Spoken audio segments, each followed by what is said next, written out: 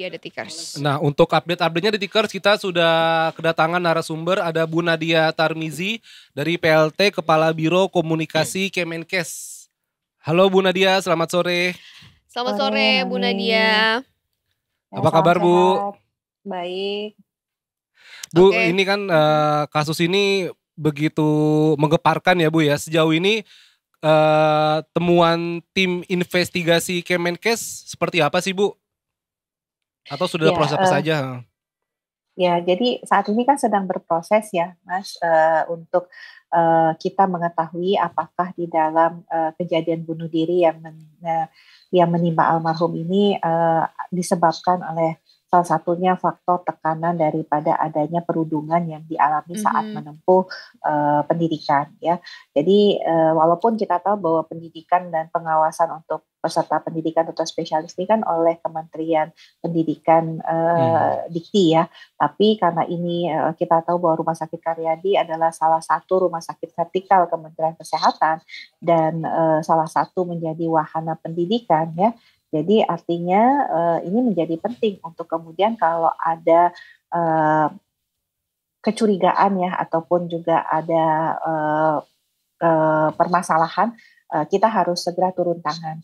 Nah, tim Inspektorat Jenderal Kementerian Kesehatan itu sudah turun ya dari 2 hari yang lalu, bahkan Pak Dirjen Yankes juga sudah ke sana untuk melihat permasalahan tersebut dan sudah memutuskan ya untuk kemudian kita menghentikan dulu proses pendidikan dokter spesialis di Rumah Sakit Karyadi sampai saat kemudian investigasi ini kita lakukan sampai selesai. Nah, kita juga sudah mengganti ya kelompok studi, ketua kelompok studi di anestesi dan juga KSM-nya ya, KPS-nya ya, ketua program studi anestesi untuk tentunya kita melihat bahwa Kementerian Kesehatan cukup tegas ya terhadap upaya-upaya yang mungkin terjadi karena adanya perundungan ini. Karena kita memang sejak tahun 2023 itu sejak bulan Mei itu sudah ada surat edaran untuk semua jajaran direksi juga kemudian seluruh sivitas hospitalia terutama karena pendidikan dokter spesialis ini ada di rumah sakit vertikal untuk kemudian betul-betul memerangi perundungan ini. Karena kita menerima banyak sekali nih laporan Mas Mbak bahwa perundungan itu masih terjadi di beberapa rumah sakit vertikal di Kementerian Kesehatan.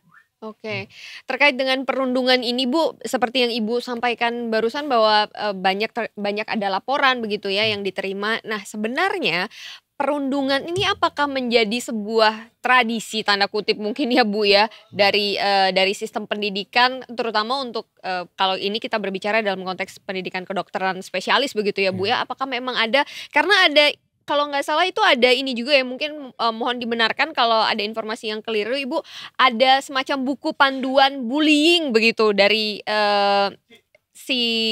dari pendidikan ini begitu Bu. Apakah benar seperti itu?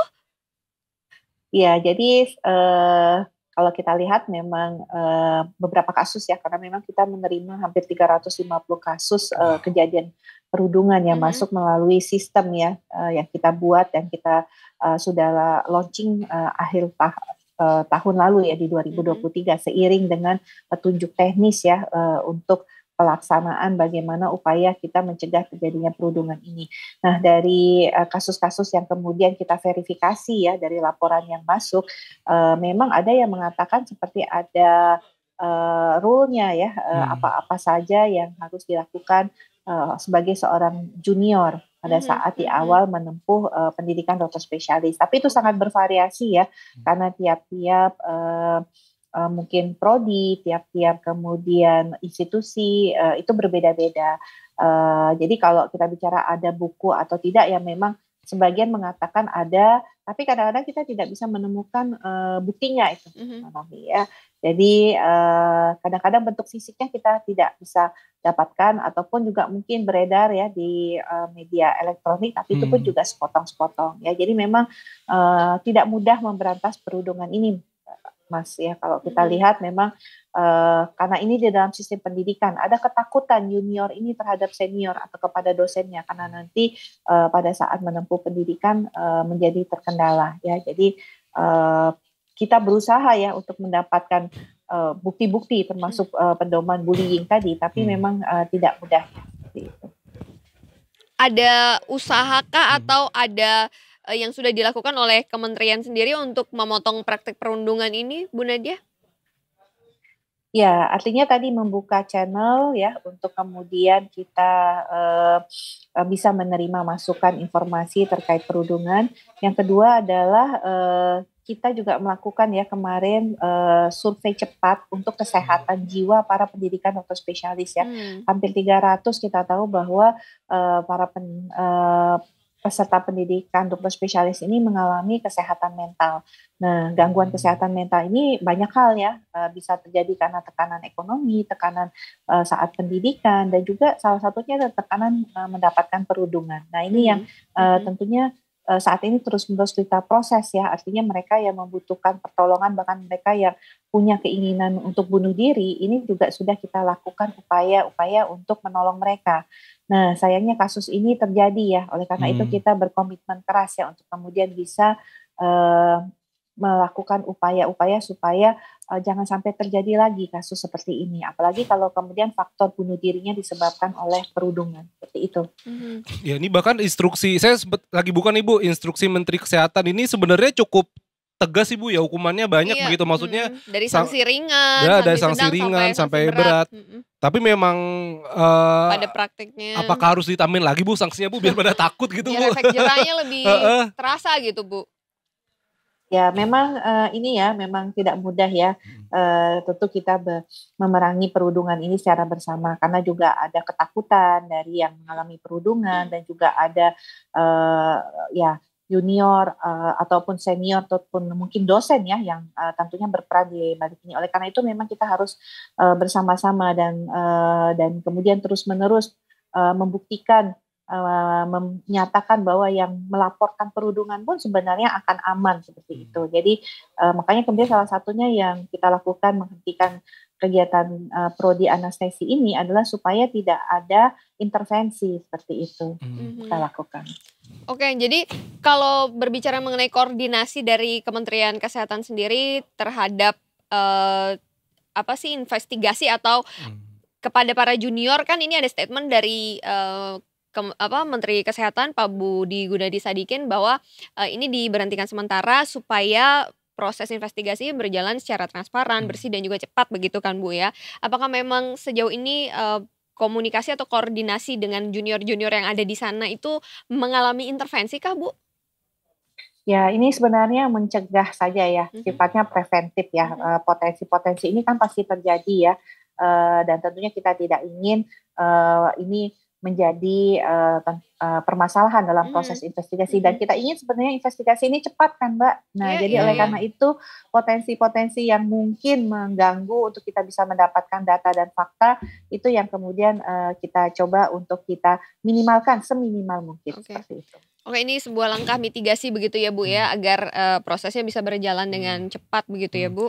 Kalau info terbaru Bu, apakah bisa disampaikan sudah sejauh mana sampai saat ini pengembangannya Bu? Karena memang terakhir juga pihak Undip menyebut kalau ada masalah kesehatan korbannya Bu. Betul. Ya, ini masih proses ya. Jadi kita tunggu saja, kan baru kemarin ya, dan perlu kita lakukan secara komprehensif. Jadi kita tidak mau cepat-cepat mengambil kesimpulan. Kita tunggu ya. Kita juga sudah mencoba memitigasi hal-hal yang mungkin mengganggu jalannya proses investigasi ini. Jadi mohon ditunggu dan mohon sabar seperti itu. Oke, baik. Ini artinya kita masih akan menunggu seperti apa update-nya dan juga evaluasi yang akan dilakukan, dan pastinya yang kita nanti-nantikan adalah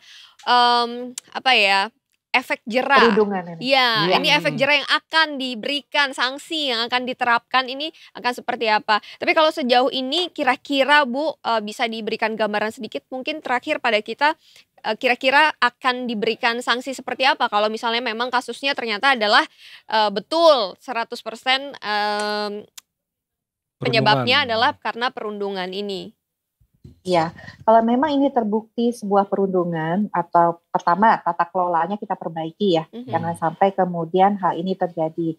Proses-proses mana, karena kan yang bersangkutan ini sudah pada semester 3 ya, artinya bagaimana proses semester 1, semester 2 yang kemudian berakhir pada kejadian di semester 3. Jadi ini tata kelolanya yang akan kita perbaiki. Yang kedua tentunya buat yang berbuat pasti kita akan berikan hukuman ya, artinya baik itu tergantung nanti seperti apa kasusnya, apakah nanti ini kasus yang berat sehingga memang kita harus kalau dia seorang pegawai negeri sipil bisa sampai kemudian penurunan daripada pangkatnya, atau kalau dia seorang tenaga medis atau tenaga dokter pencabutan STR atau SIP-nya ya. Jadi itu kita akan lakukan karena kita betul-betul ingin tegas ya dalam hal ini untuk memberantas perundungan ini.